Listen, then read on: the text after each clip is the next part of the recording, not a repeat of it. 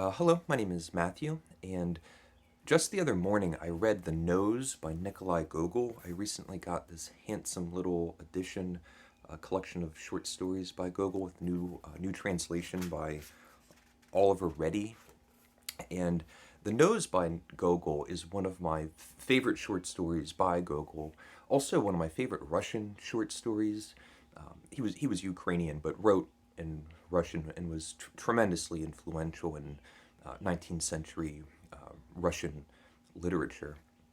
And it's also just one of my favorite short stories in general. I love reading it, but another reason why I'm so fond of this short story, The Nose, is because it's so fun to talk about. It's fun to talk about with people that have read it. It's also such great fun to talk about with someone who hasn't read the short story.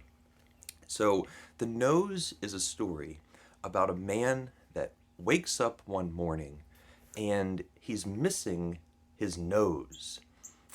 There's not a hole there, it's just a completely smooth, fleshy part of his face. And he's this counselor, refers to himself as a major.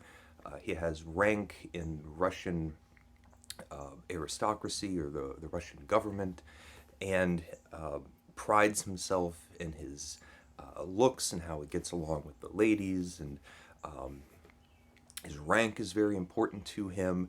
And so he wakes up one morning and his nose is just completely missing, and he just goes insane. It's the craziest thing that could happen. He even says, if something else was there, even a button, but no, there's nothing.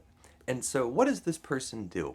He starts running around town. He goes outside, and to his shock, he sees this carriage roll by. And in the carriage, he sees his nose dressed up like a high ranking Russian, a high ranking chancellor. I can't remember the rank. So here is his nose dressed up wearing a high collared jacket, a plumed hat, rolling down the street in this carriage. And so our man, who's this major, who's missing his nose, goes running after the carriage. The Chancellor Nose, goes into a cathedral where our major confronts him. And now the Nose is dressed up as this chancellor, but of a rank that's higher than the man that's missing his nose, who's just merely a major. And so he can't just say, you give me back my nose. He has to talk to his nose dressed up as a very high ranking chancellor with a little bit, with difference. And the nose gets away from him. And so he's back out on the street. He's looking for the carriage, trying to remember the color of it, and wants to wants to find his nose that's now running around town, impersonating a high-ranking Russian officer. Our man missing the nose goes to the newspaper. He wants to put out an advertisement to find his nose, and it goes on from there. And the great thing is, if you're telling somebody this, this is the premise of a Russian short story. A man wakes up one morning missing his nose, and you would think to yourself, well, how does it end? How does a story like this, with an absurd premise, how does it come to a conclusion? And so he finds his nose. What happens is, one day, a police officer comes to his household and presents the man with his nose. And I love how there's no interest or explanation in anything, but in particular, the scale of the nose. When the nose is dressed up as a chancellor, you get the picture that it's a gigantic head-sized nose with nostrils. But now the nose is back to being its proper scale. So more surrealism and absurdity. And so the police officer presents the man with his nose. And you'd say to yourself, well, where did this come from? Where did the police officer find the nose? And the police officer retrieved the nose because a barber threw the nose over the bridge, over a bridge to get rid of it. And then you would think, well, wait a minute. How did a barber end up with the nose? Well, at the beginning of the story, we have this barber who's about to sit down and enjoy a little loaf of baked bread, and he cuts the bread open, and inside of the loaf, there's a nose that he discovers. And the barber is horrified by this and recognizes that it's this person's nose. He's somebody that the barber shaves this person. The barber's wife is calling him a drunk, saying, you always pull on their nose too hard when you're shaving them. You pull on their nose, you must have gotten drunk, and while you were shaving him, pulled it clean off. Well, there's no explanation for any of these events or how they really coincide, how things actually happened. When the man now has his nose back, he's holding it like it's a rubber nose, and he puts it up to his face, and it won't stick. His face is completely smooth. The nose is completely smooth on the other end. He calls a doctor. The doctor comes and says that he could put it back on, but he advises against it. He should just live this way. I think the doctor, it was the newspaper man that was offering him snuff to sniff up while he was missing his nose, which is really funny. And then one morning, again, the man wakes up and his nose is just miraculously back in place. And at the end of this story, I'm going to read the last paragraph. It's so great. And yet, for all that, even though, of course, if one allows for this and for that, and a third thing, and maybe even in any way, isn't the world full of incongruities? And yet, when you begin to think about it, there's something in all this. There really is. People can say what they like, but such incidents do happen. Not often, but they do.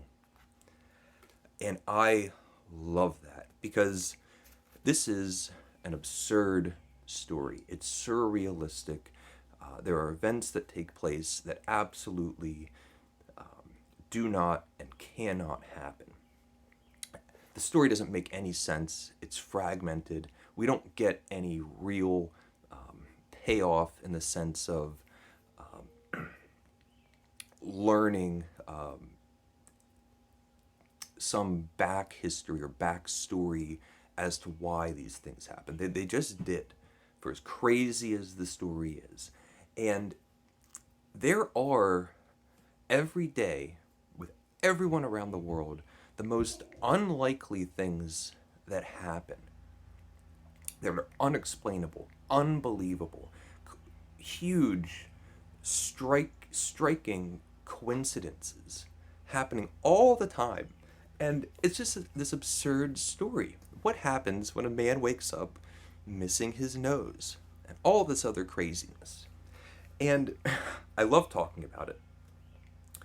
I just also recently read The Crocodile in this other handsome little paperback. It's Pushkin Press. And it got me thinking about this kind of story. I read The Crocodile by Dostoevsky, so it's on my mind. And then the other most obvious short story or piece of fiction that falls into this absurd subcategory is The Metamorphosis by Kafka. So in The Nose, we have a man that wakes up one morning and he's missing his nose. In The Crocodile, we have a man that wakes up one day and he's eaten by a crocodile. In The Metamorphosis, we have a man that wakes up one morning and he's a giant cockroach. And it's this absurd premise, and then what these three different authors do to start pulling out the ramifications and what the story would be and how people react, all of those things. And just reading the crocodile and the nose so closely together in time really shows me not just how influential Gogol was on the Russian literary landscape and not just on Dostoevsky in general, but specifically how the short story The Nose influenced the crocodile. There's so many similarities. I really feel like Dostoevsky read it and thought there were still ideas that could be explored. And Dostoevsky's version is more allegorical. It still has the same humor. It's very absurd and funny. It has very clear social commentary. The Metamorphosis by Kafka takes this idea and decides to treat it with nightmare realism.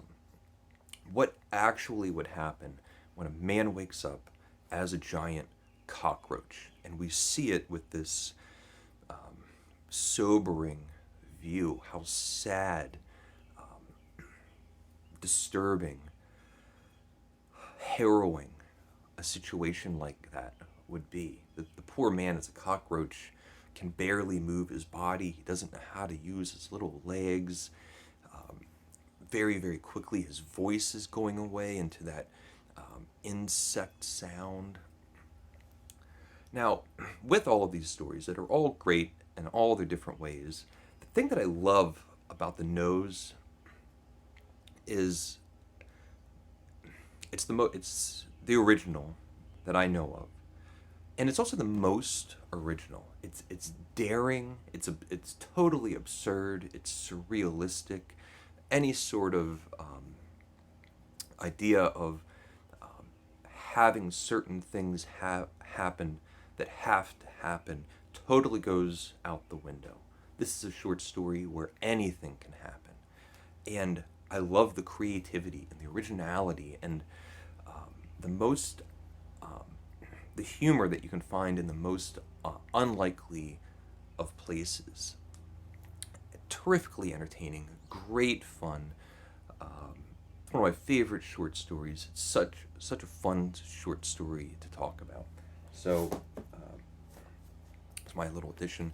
The Nose by Nikolai Gogol. Let me know if you've read it, what translations you might have read.